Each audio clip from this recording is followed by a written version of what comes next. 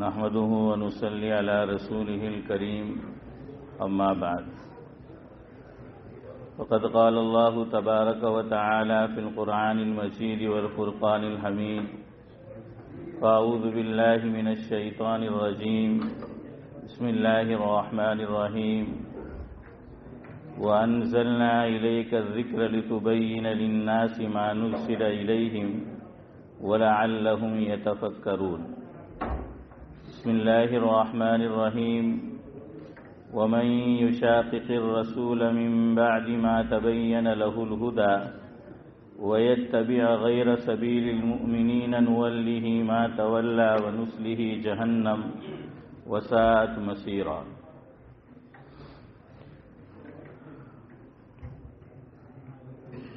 بزرگان محترم، مجھے جس ٹاپک پر آج گفتگو کرنی ہے اس تعلق سے اقبال عظیم کا ایک کلام ہے، اس کا کچھ حصہ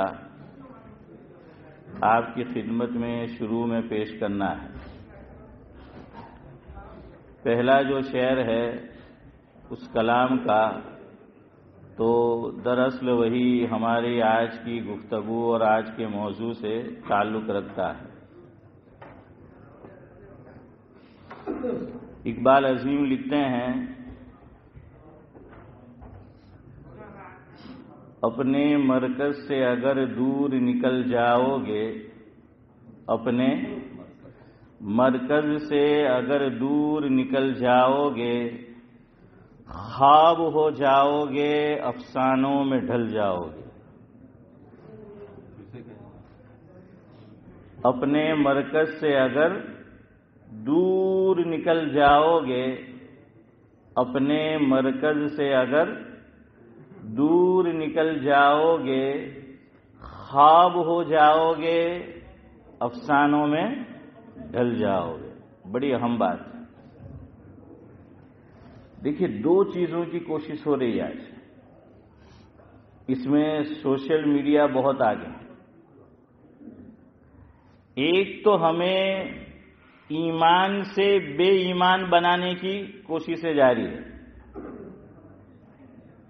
محسوس طریقے سے بھی اور غیر محسوس طریقے سے بھی. سوشل میڈیا، اس کے ہم مخالف نہیں ہیں، نہ کوئی ہو سکتا ہے، لیکن اس میں دونوں پہلو ہے. خیر کا پہلو بھی ہے اور شر کا پہلو بھی ہے.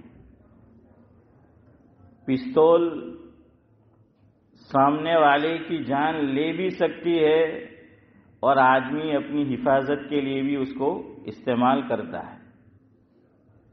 اپنی حفاظت کے لیے رکھے، بہت اچھی بات ہے. تو سوشل میڈیا جو ہے اس کا حال بھی یہی ہے. اب جتنے بھی اس کے پلیٹ فارم ہیں، اب گروپ بنے ہوئے ہیں،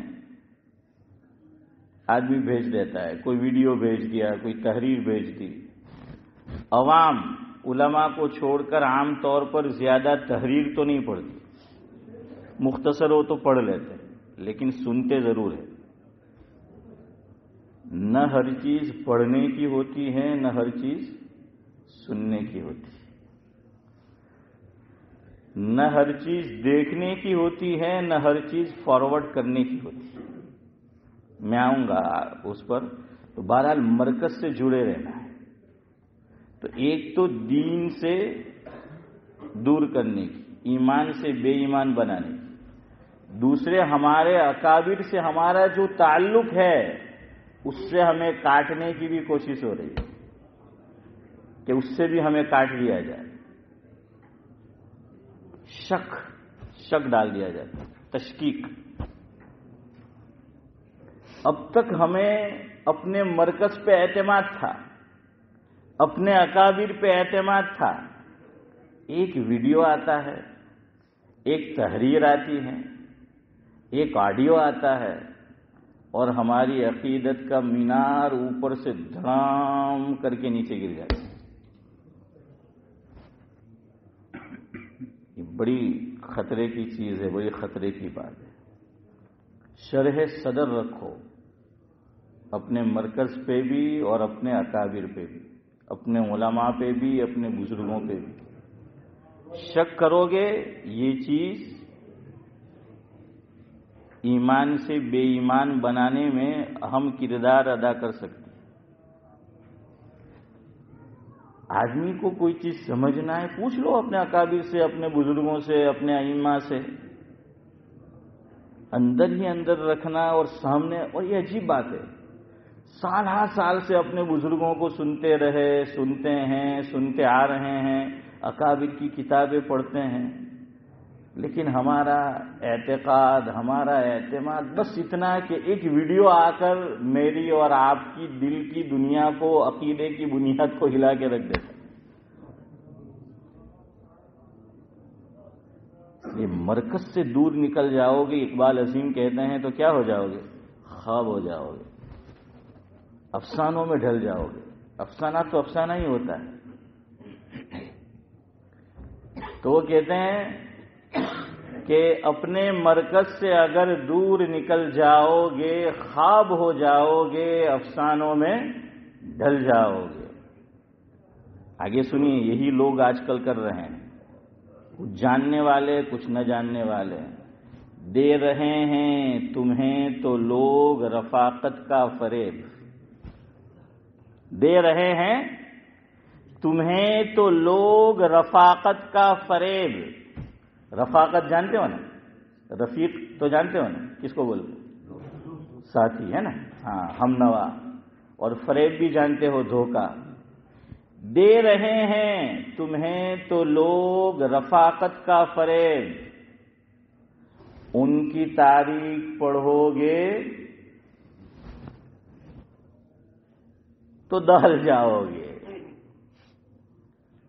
اسلام پہ اعتراض، حضور اکرم صلی اللہ علیہ وسلم پہ اعتراض، اس کو یہاں ہم فٹ کریں گے کہ اسلام کس سے پھیلا ہے؟ تلوار سے پھیلا ہے۔ اسلام دہشت گردی سے پھیلا ہے۔ نقل کفر کفر نہ باشد، کہنے والے کہتے ہیں، ارے ان کی تاریخ پڑھو کہ تم نے کیا کیا ہے، اور اسلامی ہسٹری پڑھو، اسلامی تاریخ پڑھو۔ لیکن پرابلم یہ ہے، اس میں شاید میں بھی شامل ہوں، آپ بھی، نہ میں نے اور آپ نے اسلامی تاریخ پوری پڑھی ہے، نہ سمجھی ہے۔ تو کوئی ہمارے سامنے آ کر اسلام کا حلیہ بگاڑ کر پیش کرتا ہے، میں اپنے آپ کو مطمئن نہیں کر سکتا تو سامنے والے کو کیا مطمئن کروں گا؟ میں خود مطمئن نہیں ہوں، مجھے خود پتہ نہیں ہے۔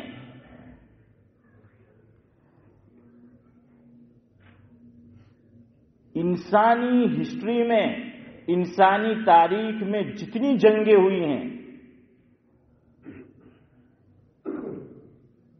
سب سے کم تعداد مرنے والوں کی، مخالف ہے تو مرنے والے کہیں گے، مسلمان ہے تو شہید ہونے والے، اتنی کم تعداد آپ کو کہیں نہیں ملے گی جو حضور اکرم صلی اللہ علیہ وسلم کے ساتھ جنگیں ہوئی ہیں۔ دوسری بات، کبھی جغرافیہ بھی آپ دیکھ لیا کریں، حضور نے جنگیں کی ہیں یا دفاع کیا ہے، وہ بھی ذرا دیکھیے۔ مکہ مکرمہ میں تھے، کوئی جنگ ہوئی ہے؟ کوئی جواب نہیں دے رہا ہے، چونکہ ہسٹری پتہ ہی نہیں ہے۔ جینے نہیں دیا۔ قرآن نے کہا ہے، آج بھی بہت سے ممالک میں یہی ہو رہا ہے، میں نام نہیں لے رہا، آپ سمجھتے جاؤ، آج بھی یہی ہو رہا ہے۔ آج بھی ان الذین آمنوا سے دو چیزیں چاہی جا رہی ہے، قرآن کہتا ہے دو چیزیں لوگ چاہ رہے ہیں ان الذین آمنوا سے، کہ اگر تمہیں ہمارے ملک میں رہنا ہے یا تمہیں شانتی سے رہنا ہے، سکون سے رہنا ہے، قرآن نے 1400 سال پہلے کہہ دیا تھا ایک خاص واقعے کے تحت، ایک خاص قصے میں، اور یہ کوئی آج کی بات نہیں ہے، قرآن کہتا ہے پہلے سے چلا آ رہا ہے۔ دو ڈیمانڈ، وقال الذین کفروا لرسلہم، جن کے ہاتھ میں پاور ہے یا پاور تھا، دونوں کہہ لیجیے، جن کے ہاتھ میں حکومت کی باغ دوڑ ہے، بظاہر جو اپنے آپ کو سیاہ اور سفید کے مالک سمجھتے ہیں، وہ رسولوں سے بھی انہوں نے یہی ڈیمانڈ رکھی تھی، یہی کہتے تھے. آج ان کے شتمڑے یہ بھی یہی کہہ رہے ہیں کہ ان الذین آمنوا سے دو ڈیمانڈ ہے کہ وقال الذین کفروا لرسلہم لنخرجنکم من ارضنا او لتعودن فی ملتنا. دو باتیں کہی ہے قرآن نے. آج بھی خدا کی قسم یہ اللہ کا کلام ہے. جو بات اللہ کہہ رہا ہے آج کے دور میں یہ ہو بہو فٹ ہو رہی ہے. آج بھی ترجمہ کروں گا تو آپ سمجھیں گے. کیا ڈیمانڈ ان الذین آمنوا سے؟ کہ یا تو گھر واپسی کر لو. یہ میں بہت آسان زبان میں کہہ رہا ہوں تاکہ آپ کے لیے سمجھنا آسان ہو. ابو سمجھ چچا سمجھ گئے اس لیے وہ گردن ہلا رہے ہیں.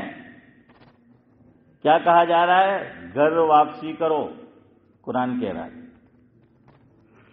کہ لتعودن فی ملتنا. حکومت کہہ رہی ہے، حکومت کے کارندے کہہ رہے ہیں کہ اگر ہمارے ملک میں رہنا ہے، ہماری دھرتی پہ رہنا ہے، تو تمہیں اسلام چھوڑنا پڑے گا، تمہیں دین سے پھرنا پڑے گا اور گھر واپسی کرنی پڑے گی. ارے بولا جا رہا ہے کہ نہیں؟ بولا جا رہا ہے نا، یہی کہا جا رہا ہے نا کہ گھر واپسی کرو. قرآن کہہ رہا ہے. دوسری چیز، اگر گھر واپسی نہیں کرتے تو ہاں یہ عارف بھائی زور سے بولو. میں مائک میں نہیں بول سکتا، آپ کی آواز نہیں جائے گی، زور سے بولو. سنا آپ نے؟ ہاں یہی کہا جا رہا ہے. لنخرجنکم من ارضنا. ہماری سرزمین سے نکل جاؤ، ہمارے ملک کو چھوڑ دو. اور جو ابھی عارف بھائی نے کہا نا، ہمیں یہ تانے دیے جاتے ہیں کہ وہاں جاؤ. اور یوں کہتے ہیں کہ تمہارے لیے دو ہی مقام ہے، یا تو جو عارف بھائی نے نام لیا وہ، یا پھر قبرستان. جرت دیکھیے ان کی. اور جو اسلام کو یوں کہتے ہیں تلوار سے جو ہے وہ پھیلا ہے، تلوار سے جو ہے وہ پھیلا ہے. ان کے جو بھگوان ہے، ابھی کچھ دن پہلے حضرت مولانا خالد غازی پوری صاحب دامت برکاتہم العالیہ نے بہت اہم بات بیان کی. ان کے جتنے بھی، میں نام نہیں لے رہا، بڑے ہیں، ان کے ہاتھ میں آپ کو کیا نظر آئے گا؟ یہی نظر آتا ہے نا. ہاں آپ دیکھ لیجئے، کھلے عام جو ہے وہ نظر آتا ہے. حضور اکرم صلی اللہ علیہ وسلم کی سیرت پڑھ لیجئے، آپ کو کبھی یہ نہیں ملے گا کہ حضور ہمیشہ اس طرح جو ہے وہ لے کر پھرتے تھے. عصا کا ذکر ملے گا. ایک عمر کا حصہ بیت چکا اس کے بعد کہ حضور اپنے ہاتھ میں کیا لے کر چلتے تھے؟ عصا لے کر جو ہے وہ چلتے.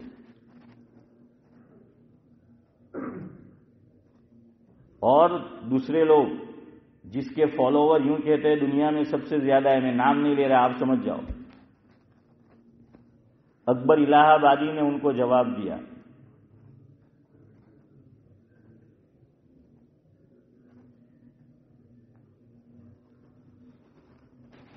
مجھے، میں یاد کرنے کی کوشش کر رہا ہوں، یاد نہیں آ رہا ان کا شعر پہلا مصرع.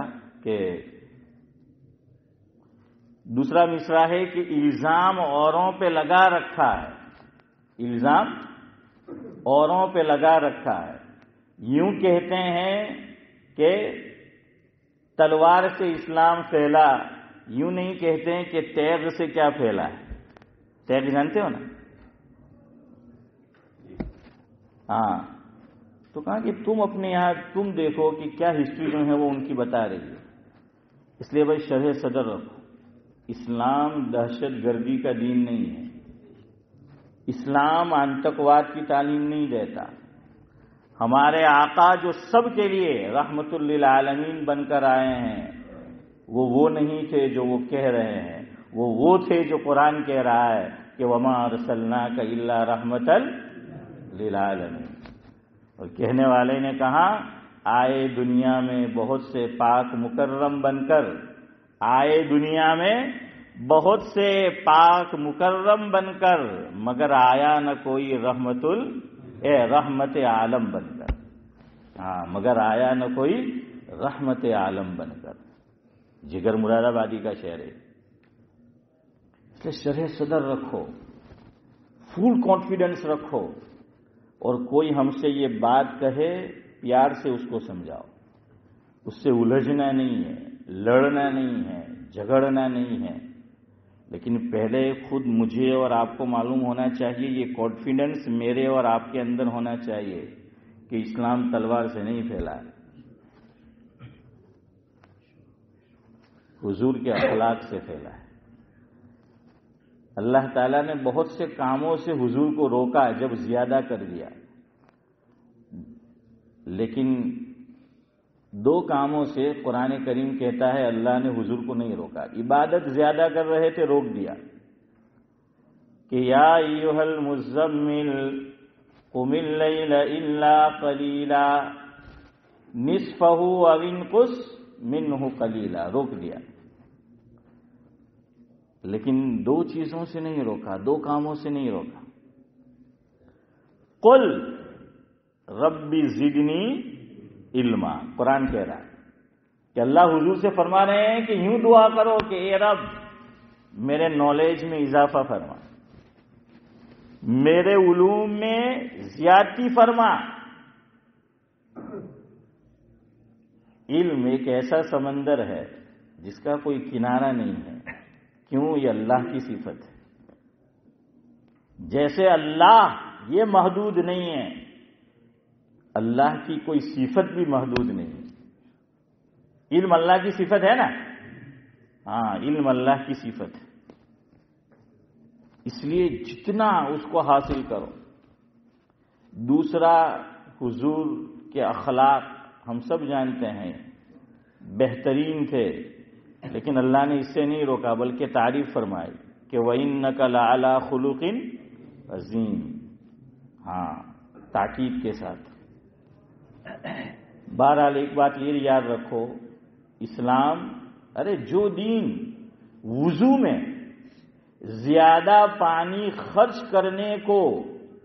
کرنے کی اجازت نہیں دیتا، حالانکہ بظاہر وہ پانی میری ملکیت ہے، آپ کی ملکیت ہے، مسجد کو چھوڑو کہ ہم گھر میں وضو کر رہے ہیں، اس کا بل پانی کا میں اور آپ پے کر رہے ہیں، لیکن وہاں بھی شریعت کی تعلیم یہ ہے کہ وضو میں بھی پانی میں اسراف کرنا، فضول خرچی کرنا یہ درست نہیں ہے، اسی لیے حد بتا دی، حد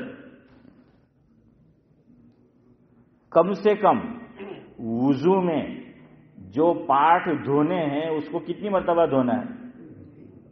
ایک مرتبہ دھونا ہے، ہاں یاد رکھو، اس پہ بھی عمل کر لو۔ کبھی صحابہ کرام آپس میں اس کی بھی پریکٹس کرتے تھے کہ جب وضو کرتے تھے تو اعضاء کو ایک ایک مرتبہ دھویا، اور سامنے والے صحابی کو پوچھا کہ تو پوچھے گا نہیں مجھ سے، یا سامنے والے آدمی کو کہ میں نے کیوں ایک ہی مرتبہ دھویا؟ فرمایا میں نے میرے محبوب کو یہی کرتے دیکھا تھا، یا کہہ لیجئے کہ اس طرح بھی کرتے دیکھا تھا۔ یہ کہاں کام آئے گا؟ کچھ لوگ بس ڈرائیور ہوتے ہیں، یا کوئی اور ایسی جگہ ہے کہ جہاں پر جو پانی ہے، سنک ہے، وہ کامن ہے، سب لوگ یوز کرتے ہیں، اور اگر پانی زیادہ نیچے گرے گا کوئی پھسل سکتا ہے، کوئی برا سمجھ سکتا ہے، تو کیا کرو؟ ایک ایک مرتبہ دھو لو۔ 2 مرتبہ بھی حضور سے ثابت ہے، 3 مرتبہ بھی، لیکن یاد رکھیے 3 سے زیادہ اجازت نہیں۔ منہ کو زیادہ سے زیادہ کتنی مرتبہ دھو سکتے ہیں؟ ارے زیادہ بول رہا ہوں شیخ صاحب، ہیں 3 مرتبہ، اور ہاتھ کو 3 مرتبہ، 3 مرتبہ سے زیادہ نہیں۔ اور مثال حضور نے کس کی دی؟ نہر کی دی۔ اللہ اکبر! نہر جو ہوتی ہے اس میں اور آپ وضو کریں گے، پانی ہم نے چہرے پہ مارا، ہاتھ پہ مارا، تو پانی واپس کہاں جائے گا؟ ہاں یہ تو بالکل تیج کہوت ہے، આપણે તા કે ઘી ધોળાયું ને کھچڑی میں ہیں. ہاں تو پانی جو ہے وہ بالکل اندر گیا واپس. لیکن یہاں بھی حضور نے مثال میں کہا کہ نہر ہے، مائع جاری ہے، پانی جاری ہے، لیکن وہاں بھی کوئی بندہ، کوئی مسلمان وضو کرے گا 3 مرتبہ سے زیادہ اپنے عضو کو دھو نہیں سکتا. تو جو دین وضو میں پانی زیادہ اسراف کرنے اور بہانے کی اجازت نہیں دیتا، وہ کیا کسی کا ناحق خون بہانے کی اجازت دے سکتا ہے؟ ہاں، یہ آج ایک پیغام یہ یاد رکھ کے جاؤ، بالکل ہمیں کیا ہے، مروب نہیں ہونا ہے سامنے والے سے. اس کو کہو، یا تو اس کو کہے کہ تو ریسرچ کر کے آ اسلام پر، اس کا مطالعہ کر کے آ، کہ تمہیں جو بتایا گیا، تمہیں جو سنایا گیا، تمہیں جو دکھایا گیا، تمہیں جو پڑھنے کے لیے پیش کیا گیا، وہ سب جھوٹ ہے، وہ سچ ہے ہی نہیں. تو خیر اقبال عظیم نے اسی کو کہا کہ اپنے مرکز سے اگر دور نکل جاؤ گے، خواب ہو جاؤ گے، افسانوں میں ڈھل جاؤ گے. دے رہے ہیں تمہیں تو رفاقت کا فریب، ان کی تاریخ پڑھو گے تو دہل جاؤ گے. دہل جاؤ گے سمجھ رہے ہیں؟ اگلا جملہ یاد رکھو، اپنے مرکز سے نہیں ہٹنا ہے، اپنے اکابر سے بدگمان نہیں ہونا ہے. لیکن ایک بات معذرت کے ساتھ یہ بھی پیش کرتا چاہیے، آج کا دور ایسا ہے، ایسا فتنے کا دور ہے، ایسے چال باز لوگ ہیں، اور سوشل میڈیا اور ایسے پلیٹ فارم آ گئے، ہمارے بھی جن پہ ہمیں اعتماد تھا، بعض وہ بھی کیا ہو گئے، ڈگمگا گئے. پھر ان کا فالو نہیں کرنا ہے، یاد رکھنا یہ بات. کچھ ہمارے اپنے بھی ہے جو ڈگمگانے لگے ہیں. میں صرف ایک نام دے دوں لیکن پورا نام نہیں بولوں گا، سین لام میم الف نون، سمجھ گئے؟ ہاں، نہیں سمجھے تو بعد میں پوچھ لینا. ایسی ایسی بکواس کر رہے صحابہ کرام کے خلاف، قرآن کریم کے خلاف، حالانکہ ہمارے ادارے میں پڑھاتے تھے، ہم اپنی مسجد میں ان کو بلا کر بیان کرواتے تھے. ہم سے مراد یہ ہماری مسجد نہیں، ہمارے جتنی بھی یہاں انڈیا میں مساجد ہے، یہاں پر ہے، دیگر ممالک میں ہے. لیکن اب حالت ان کی دوسری ہو گئی ہے. لیکن ہمیں پھسلنا نہیں ہے، ہمیں اپنے مرکز سے جڑے رہنا ہے. ہمیں اپنے دین پر بھی پورا اعتماد ہونا چاہیے، اپنے اکابر پر بھی پورا اعتماد ہونا چاہیے. اقبال عظیم آگے کیا کہتے سنو، اپنی ہی مٹی پہ چلنے کا سلیقہ سیکھو. اپنی ہی مٹی پہ چلنے کا سلیقہ سیکھو، سنگ مرمر پہ جو چلو گے تو پھسل جاؤ گے. بڑی بات کہی ہے، پتہ نہیں آپ سمجھے کہ نہیں سمجھے. આપણે કહીએ ને કે ભાઈ બીજાના મહેલમાં રહેવા કરતા આપણા ઘરની ઝૂંપડીમાં રહેલા હારા. बोलते हैं ना, दूसरों के महल में रहने से बेहतर है आदमी अपनी झोपड़ी में रहे. संगे मरमर पे चलने से बेहतर है कि उसमें फिसलन होती है, फिसल जाओगे. आदमी अपनी मिट्टी पे रहे, क्योंकि मिट्टी आदमी को जोड़ के रखती है, वो फिसलने नहीं देती. मिट्टी क्या करती है, उसको जो है वो जोड़ के रहे. वो कहना ये चाहते अपने मरकज से जुड़े रहो, अपनी मिट्टी ही पे चलने का सलीका सीखो. मतलब ये कि अपने मरकज से जुड़े रहो, अपने मरकज से मत टूटो. यहां एक गलत फहमी ना हो, मरकज से मैं दावत और तबलीग के मरकज की बात नहीं कर रहा है. हाँ, कोई गलत फहमी का शिकार मत हो जाना. मरकज से मेरी मुराद है अहलुस सुन्नत वल जमात. क्या मुराद है? अहलुस सुन्नत वल जमात. मरकज से वो मरकज मत मुराद ले लेना. اور دوسرا کہ اگر ہم قریب میں دیکھیں تو جس کی طرف جو ہے ہم نسبت کرتے ہیں، میں نام نہیں لیتا، آپ جو ہیں وہ سمجھ جائیں گے.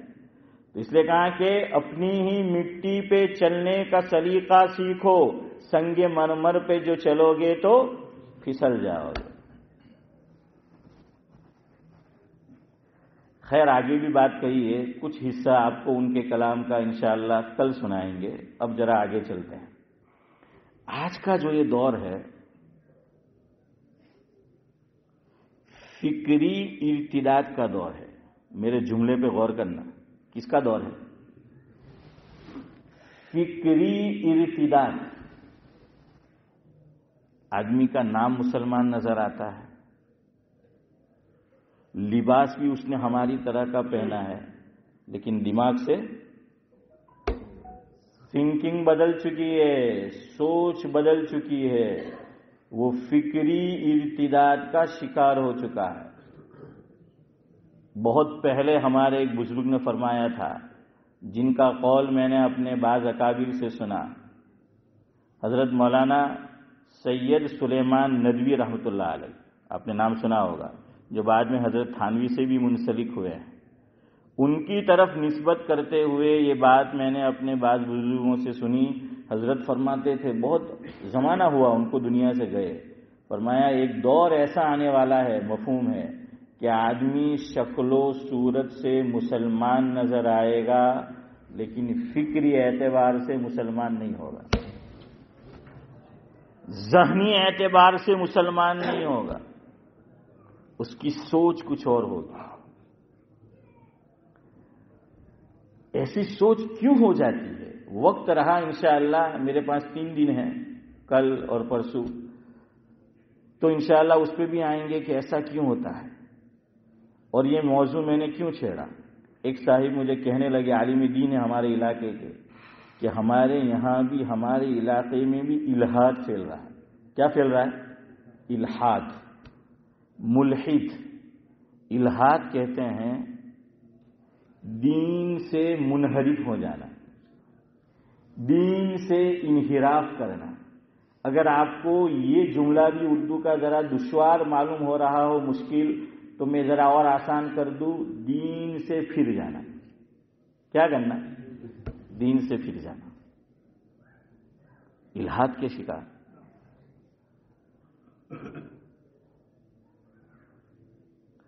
تو یہ سوشل میڈیا، یہ ساری چیزیں خیر کا باعث بھی ہے، اچھی چیزیں بھی ہے، لیکن شر بھی اس کے اندر موجود ہے. تو برائی سے اور شر سے مجھے اور آپ کو، خود کو بھی بچانا ہے، اپنی اولاد کو بھی بچانا ہے. قرآن نے ہمیں 2 ذمہ داری دی ہیں. ایک تو خود بھی بچو، اور فرمایا یا ایھا الذین آمنوا قوا انفسکم واہلیکم نارا وقودھا الناس والحجارہ. تو خود بھی جو ہے وہ بچنا ہے، اور اپنے اہل کو، اہل و عیال کو، اپنی اولاد کو، ان کو بھی جو ہے وہ بچانا ہے. تو فکر، اور آج فکر پر حملہ ہو رہا ہے. اور کیا ہوتا ہے پتہ ہے؟ ابھی ایک صاحب نے مجھے 4-5 دن ہوئے ایک واٹس ایپ بھیجا. واٹس ایپ کلپ جو بھیجی تو میں نے ان کا چہرہ دیکھا. انہوں نے مجھے کہا کہ مول صاحب میں نے آپ کے نمبر پہ میں نے ایک ویڈیو بھیجا ہے، آپ ذرا بولنا. اس میں وہ بتا رہے کہ حضور وتر کتنی رکعت پڑھتے تھے، کیسے پڑھتے تھے، تراویح کتنی رکعت پڑھتے تھے، کب پڑھتے تھے، کیسے پڑھتے تھے. 6-8 منٹ کا وہ تقریباً کلپ ہے. تو اس میں وہ بات کہہ رہے ہیں، اللہ کے گھر میں بیٹھا ہوں. میں نے کلپ سنے بغیر ان کو جو کہنا تھا وہ کہا. میں نے کہا میں سن کے بھی آپ کو فون کروں گا، لیکن پہلے میں ان کا چہرہ دیکھا اور سمجھ گیا. میں نے ان سے کہا کہ بھائی اس کو مت سنو، اس کو سننے کی ضرورت ہی نہیں ہے. اور پھر میں نے ان کو کہا کہ یہ لوگ کیا کرتے ہیں، بات اچھی کرتے ہیں، درست کرتے ہیں، شروع کریں گے بگننگ وہ بالکل صحیح بات ہوگی، اینڈ میں بھی صحیح بات کریں گے، درمیان میں اپنی فکر ڈال دیتے ہیں. کہیں گے کہ یہ قرآن کی آیت کا ترجمہ کر رہا ہوں، یہ بتائیں گے کہ حدیث پاک کا مفہوم سنا رہا ہوں، لیکن درمیان میں اپنی بات گھسیٹ دیں گے. وہ عوام تھوڑی سمجھتے. اور میرے اور آپ کے پاس اتنا ٹائم ہے کہ اس کو سن کر پھر ہم ریسرچ کریں کہ قرآن کی آیت اس نے جو پڑھی تھی ترجمہ تھا، تو بھائی کیا ہے اس کا، حدیث جو ہے اس کا ترجمہ کیا ہے. پھر میں نے ان کو مثال دی. میں نے کہا کہ یہ لوگ کیا کرتے ہیں، چونکہ وہ انڈیا سے آئے ہیں. تو میں نے کہا کہ پرانے دور میں ہم کیا کرتے تھے کہ جو انڈین کرنسی میں پھٹی ہوئی نوٹ ہوتی تھی، پھٹی نوٹ، تو کیا ہوتا تھا، 2 میں سے ایک کام لوگ کرتے تھے. جو ایماندار تھے یا ایماندار ہوتے تھے وہ کیا کرتے تھے، صورت میں، نوساری میں ان شہروں میں لوگ کیا ہے، وہ چھوٹا سا ایک ٹیبل ٹول لے کر وہ بیٹھتے تھے اور لکھا ہوتا تھا فاٹیلی نوٹونا لینار.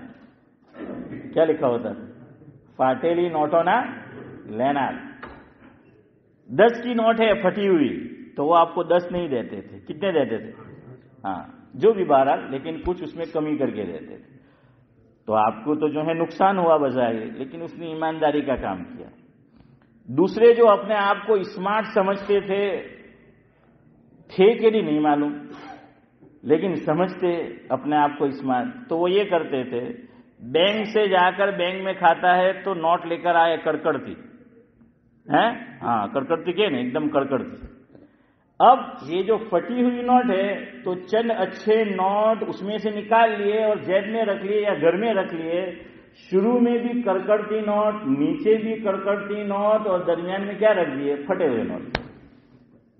اب جو وہ کیشیئر ہوتا تھا بینک کے اندر تو یوں گننا، وہ دیکھنا شروع کرتا تھا تو 4-5 ہو ماشاءاللہ یہ تو کڑکڑتی نوٹ ہے، تو پھر دیکھتا نہیں تھا کہ چلو یہ 5,000 ہے 10,000 ہے، اس نے رکھ دیا تو نقصان نہیں ہوا.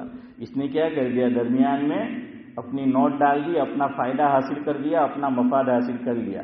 آج کل بہت سے یوٹیوبر ایسے ہیں، بہت سے واعظین ایسے ہیں کہ جو اپنا نظریہ میرے اور آپ پر تھوپنا چاہتے ہیں، لیکن وہ سمجھتے ہیں کہ ڈائریکٹ ہم نے یہ کہا کہ بھائی اسلام سے پھر جاؤ، اپنا نظریہ تبدیل کرو، اپنی سوچ بدلو، مسلمان اس کے لیے تیار نہیں ہوگا.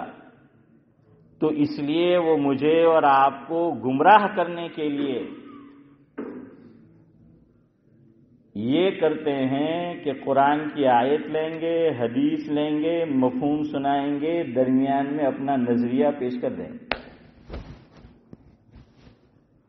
اس لیے ہر ایک کو مت سنا کرو.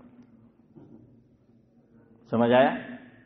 ہر چیز سننے کی نہیں ہوتی، ہر چیز پڑھنے کی بھی نہیں ہوتی.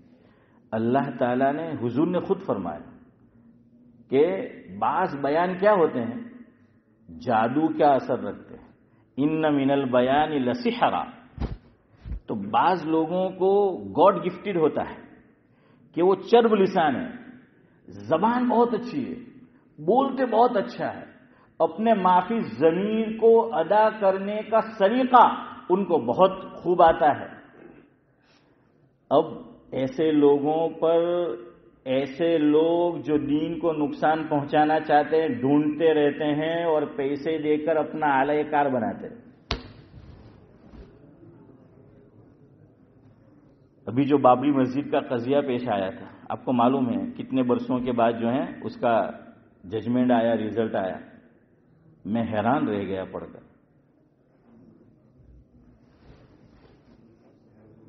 ایسی طاقتیں جو اسلام کو نقصان پہنچانا چاہتی تھی مسلمانوں کو، اس نے ہمارے ادارے سے پڑھے ہوئے، میں عالم کا لفظ بولوں کہ نہیں بولوں، میں تذبذب کا شکار ہوں، بہرحال یہی کہوں گا کہ جو سند لے کر گئے یہاں تک کہ دارالعلوم دیوبند سے، ان کو اپنا اعلی کار بنایا پیسہ دے کر، اور کہا کہ آپ ہمیں ایسی باتیں بتاؤ کہ قرآن میں ہم نقص نکالیں، حدیث میں ہم نقص نکالیں، یا یہ کہ جو یوں کہا جاتا ہے کہ اسلام میں ایک مرتبہ مسجد بن گئی، قیامت تک اب وہ جگہ مسجد ہے. اس کے خلاف کوئی رائے ہے کہ نہیں؟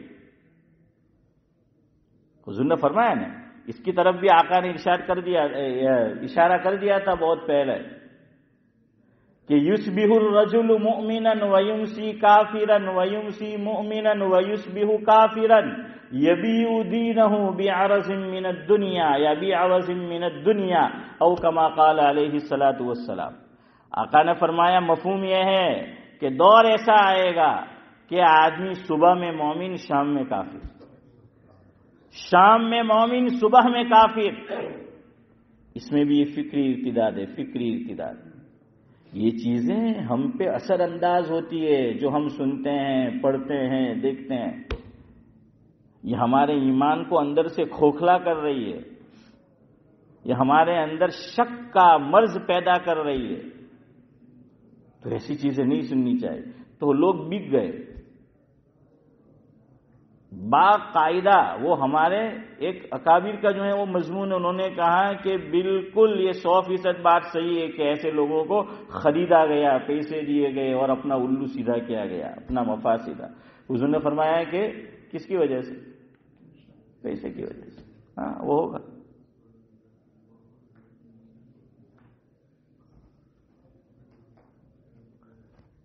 خیر کیا کہہ رہا تھا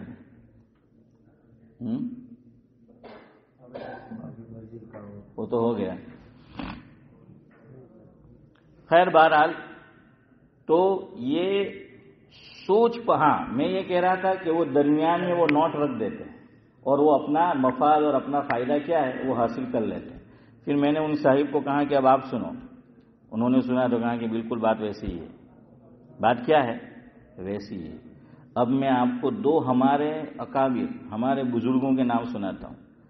میں کہ بعض لوگ بولنے کا سلیقہ جانتے ہیں، بعضوں کا قلم جو ہوتا ہے نا، جیسے زبان میٹھی ہوتی ہے، زبان میں تاثیر ہوتی ہے، اسی طرح قلم لکھنے میں بھی تاثیر ہوتی ہے۔ آدمی کیسا گمراہ ہو جاتا ہے آپ دیکھیے۔ وقت ہو رہا ہے، میں اپنی گفتگو ختم کرتا ہوں انشاءاللہ 5-7 منٹ میں، پھر کل سے اسی موضوع کو آگے بڑھائیں گے۔ آپ نے دو نام سنے ہوں گے، مفکر اسلام حضرت مولانا ابو الحسن علی میاں ندوی رحمۃ اللہ علیہ، سنا ہے نا؟ بلکہ سنا نہیں، ہماری اس مسجد میں حضرت تشریف بھی لائے۔ علی میاں شیخ مجھے بتا رہے تھے کہ یہاں پر 1 سے زائد مرتبہ ہماری اس مسجد میں حضرت مولانا علی میاں صاحب ندوی رحمۃ اللہ علیہ تشریف لائے۔ دوسرے حضرت مولانا محمد منظور نعمانی صاحب نور اللہ مرتبہ، ہمارے پڑوس میں جو بستی ہے، علاقہ ہے فنسبری پارک، وہاں پر ایک بزرگ ہوا کرتے تھے، انتقال ہو گیا، اللہ مرحوم کو غری کے رحمت کرے، جس سے میری مراد ہے حضرت مولانا عتیق الرحمان سنبری، دیکھا نا شیخ صاحب؟ ہاں، ان کے والد، ان کی کتاب مشہور ہے معارف الحدیث۔ الجمیت انڈیا میں آج بھی تنظیم قائم ہے ہماری جمعیت، تو الجمعیت کے نام سے جو اخبار نکلتا تھا اس کے ایڈیٹر تھے مولانا ابو الاعلی مودودی، وہ اس کے ایڈیٹر تھے۔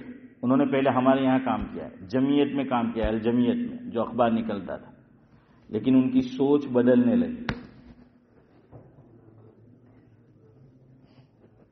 پھر الگ ہوئے یا نکال دیا گیا پتہ نہیں۔ اس کے بعد انہوں نے کتابیں لکھی کچھ، قلم اس کے اندر روانی تھی، سلاست تھی، اور بظاہر سمجھانے کے لیے کہہ رہا ہوں کہ مٹھاس تھا۔ حالانکہ ابو الاعلی مودودی نے پیغمبروں کو نہیں بخشا ہے، نبیوں پر بھی کیچڑ اچھالا انہوں نے، صحابہ پر تو اچھالا ہی ہے، نبیوں کو بھی نہیں بخشا ہے انہوں نے۔ حضرت یوسف علیہ السلام کا جب ذکر وہ کرتے ہیں تو انہوں نے جلیل القدر پیغمبر، جن کے نام پر اللہ تعالیٰ نے پوری سورت قرآن کریم میں اتاری، کیا لکھا ہے پتہ ہے؟ ڈکٹیٹر، ڈکٹیٹر لکھا ہے۔ حضرت یوسف علیہ السلام کو کیا کہہ رہے ہیں؟ کہ وہ ڈکٹیٹر تھے۔ نبی کے متعلق یہ سوچ، لیکن قلم میں روانی تھی، سلاست تھی، مٹھاس تھا۔ یہ دونوں اکابر نے جب ابو الاعلی مودودی کی کتب کو پڑھا اتنے متاثر ہوئے، اپنے مرکز سے ہٹے اور ان کے ساتھ ہو گئے،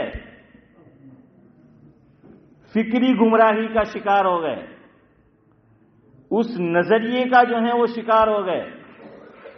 دیکھیں ہمیں نام سے کوئی لینا دینا نہیں ہے، آج بھی اگر کوئی بھی نبیوں کی شان میں گستاخی کرے گا تو وہ گستاخ ہے، وہ کوئی بھی ہو، وہ چاہے ہمارا اپنا ہو، ہمارے گھر کا ہو، فیملی کا ہو، صحابہ کے خلاف بکواس کرے گا وہ بکواس ہے۔ ان دونوں کو سمجھ نہیں آیا، وہ ساتھ ہو گئے۔ ایک عرصہ گزرا، اب ہمارے اکابر کا بات نکلی ہے تو سنیے، اب حوصلہ دیکھیے، ظرف دیکھیے ہمارے اکابر کا۔ حضرت جی مولانا الیاس صاحب رحمۃ اللہ علیہ، سب جانتے ہیں، دعوت و تبلیغ کے حضرت جی اول جن کو کہا جاتا ہے، چلیے ایک قصہ کل سناؤں گا، ابھی پھر ٹائم جو ہے وہ نہیں رہے گا بہرحال، کیونکہ ذرا قصہ لمبا ہے۔ تو یہ دونوں اس کا شکار ہو گئے۔ پھر سمجھ میں آیا کہ یہ قلم تو چلتا ہے تو نبی اور غیر نبی میں کوئی فرق ہی نہیں رکھتا، صحابی اور غیر صحابی میں کوئی فرق ہی نہیں ہے۔ تو دونوں نے توبہ کی، آنکھیں کھلی، اور حضرت مولانا محمد منظور نعمانی رحمۃ اللہ علیہ نے باقاعدہ کتاب لکھی، وہ میرے پاس ہے میرے گھر پہ۔ غالباً نام یہ ہے کہ مولانا مودودی کے ساتھ میری رفاقت اور اس کی سرگزشت، اس میں جو ہے پھر انہوں نے وہ بیان کیا۔ تو میں یہ کہہ رہا ہوں کہ دیکھیے اتنے بڑے لوگ ہیں لیکن وہ بھی شکار ہو گئے۔ اس لیے ہر آڈیو سنا مت کرو، ہر آڈیو شیئر مت کرو، ہر ویڈیو سنا مت کرو، ہر ویڈیو جو ہے وہ شیئر مت کرو۔ ہر چیز دیکھنے کی نہیں ہوتی، ہر چیز سننے کی نہیں ہوتی، ہر چیز ہر تحریر پڑھنے کی نہیں ہوتی، اور ہر چیز فارورڈ کرنے کی بھی نہیں ہوتی۔ اور یہ جو میسج آتا ہے نا، اس کی کوئی حقیقت نہیں ہے۔ کیا لکھا ہوتا ہے بعض مرتبہ کہ اگر آپ نے 10 لوگوں کو یہ کیا تو اتنا ثواب اور آپ جنت کے مستحق۔ میں کہ نبوت میں دروازہ تو بند થઈ ગયો، આ ક્યાંથી લાવ્યો હે? જિબ્રીલ અમીન તો આવે નહીં આવે। تو میں کہا આ ક્યાંથી લાવ્યો کہ 10 وقت تو جنت آتلی سستی થઈ گئی کہ 10 لوگوں کو، اور ہمیں بھی کچھ کرنا نہیں ہے مجھے آپ کو، تو اب 10 کو جو ہے وہ 10 سیکنڈ بھی نہیں لگنے دے گا اور 10 کو فارورڈ کر دے گا نا، ہم دیکھے جنتی نہ ہوا فجر منی آ جنتی ہو گیا تو کائے کو آئے گا بھائی؟ حضرت تھانوی نے لکھا ہے اشرف بھائی، چلو ایک جاتے جاتے ہنسی کی بات سن لو کہ ایک بڑے میاں تھے، عالم نہیں تھے، عابد تھے، تو ہر گاؤں میں ہر بستی میں کچھ کیا ہے خاص نمونے ہوتے ہیں ہاں۔ تو انہوں نے کہا کہ ان کو ذرا عبادت کا نشہ چڑھ گیا ہے، تو ان کے ساتھ ذرا کھیل کرنا چاہیے، کامیڈی کرنی چاہیے، مذاق کرنا چاہیے، حالانکہ ایسا مت کیجیے، کرنا نہیں چاہیے۔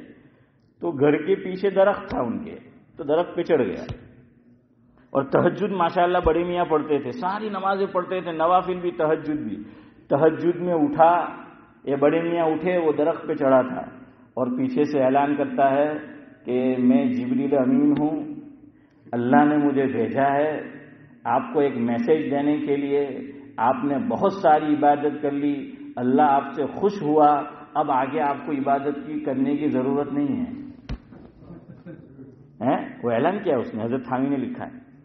اب بڑے میاں جو تہجد پڑھتے تھے فرض پڑھنا بھی چھوڑ دیا، فرض پڑھنا بھی چھوڑ دیا۔